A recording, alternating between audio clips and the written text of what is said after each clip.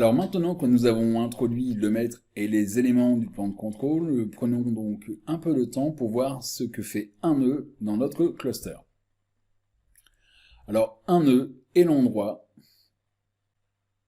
où nos pods s'exécutent.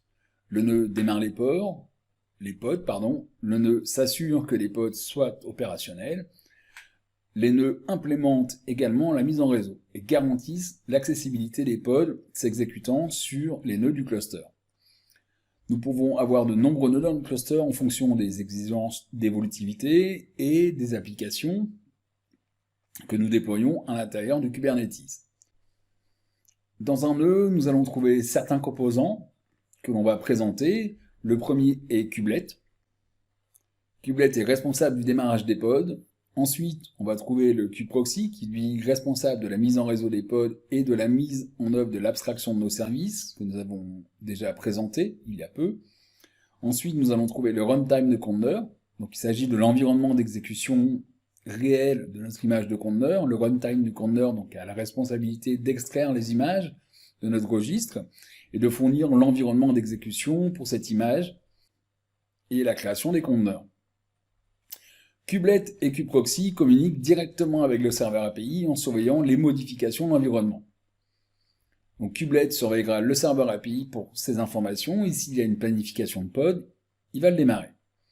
De même, s'il y a un changement de topologie réseau qui doit être implémenté dans le kubeproxy, c'est la responsabilité du kubeproxy d'aller surveiller le service API et le serveur API et de faire cette modification. Kubelet, kubeproxy et le runtime du conteneur, tous ces composants fonctionnent sur tous les nœuds du cluster.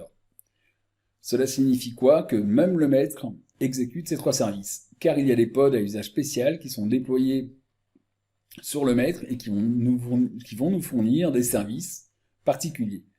Le DNS étant un exemple. Alors tous ces services existeront donc sur tous les nœuds de notre cluster. Services kubeproxy, Kubelet et le runtime Docker, ou le runtime de conteneur plutôt. Alors examinons maintenant chacun de ces composants individuellement, un peu plus en détail. Alors en premier, faisons un petit tour de Kubelet, faisons un peu plus de détails sur Kubelet. Donc comme nous l'avons vu, il surveille le serveur API pour des changements. Donc, comme les pods sont planifiés sur des nœuds individuellement, c'est Kubelet qui va et demande au serveur API, et API, est-ce que tu as un nouveau job pour moi? Et le serveur va donc répondre à cette question par oui ou par non. Alors Kubelet est également responsable du cycle de vie des pods, c'est-à-dire du démarrage et de l'arrêt des pods en réaction à des modifications ou à des changements d'état qui sont surveillés sur le serveur API.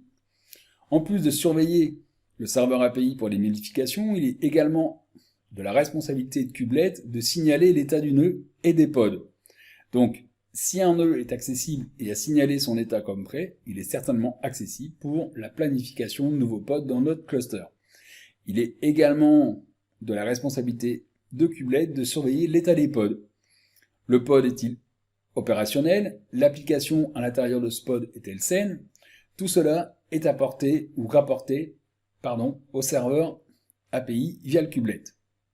Dans la mesure où Kubelet a la responsabilité de surveiller la santé des pods, il a également la possibilité d'exécuter les fameuses sondes ou le contrôle d'intégrité, les sondes d'activité et de disponibilité, dont on a déjà introduit un peu le concept.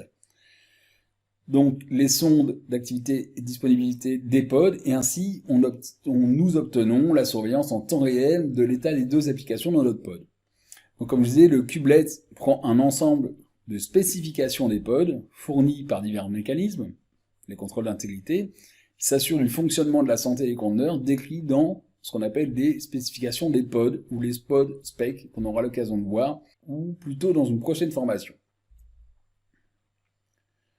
Ensuite vient kubeproxy, qui lui a la responsabilité de tous les composants réseau du nœud.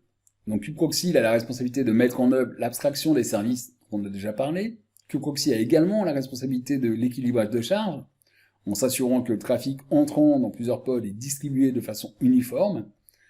Alors kubeproxy est donc un proxy réseau qui s'exécute sur chaque nœud du cluster et implémente une partie du concept de service de Kubernetes. Donc kubeproxy maintient les règles réseau sur les nœuds, Ces réseaux permettent une communication réseau vers les pods depuis les sessions réseau à l'intérieur et à l'extérieur du cluster. Kubproxy utilise la couche de filtrage de paquets de système d'exploitation, IPTA par exemple sous Linux, s'il y en a une, et qu'elle est disponible. Sinon, Kubproxy peut transmettre également le trafic lui-même. Alors enfin, nous allons trouver le runtime de conteneur qui, lui, a la responsabilité de télécharger les images pour les conteneurs et d'exécuter donc ces conteneurs. Donc le runtime du conteneur dans Kubernetes est enveloppé, wrappé dans ce qu'on peut appeler l'interface d'exécution du conteneur. Donc cela nous donne en fait le luxe de pouvoir changer le runtime de conteneur au besoin.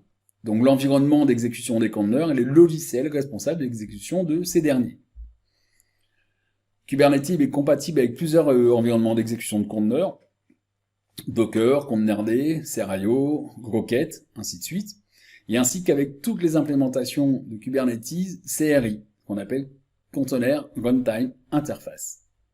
Cette vidéo est la fin de la série des vidéos sur l'architecture de Kubernetes, où on a pu découvrir les différents composants de Kubernetes, de voir le master en détail et les composants du master, et également avec le nœud, ou avec les workers, et les différents services qu'on pouvait trouver, aussi bien sur le maître que sur les serveurs de travail, les nœuds, les nodes, les workers.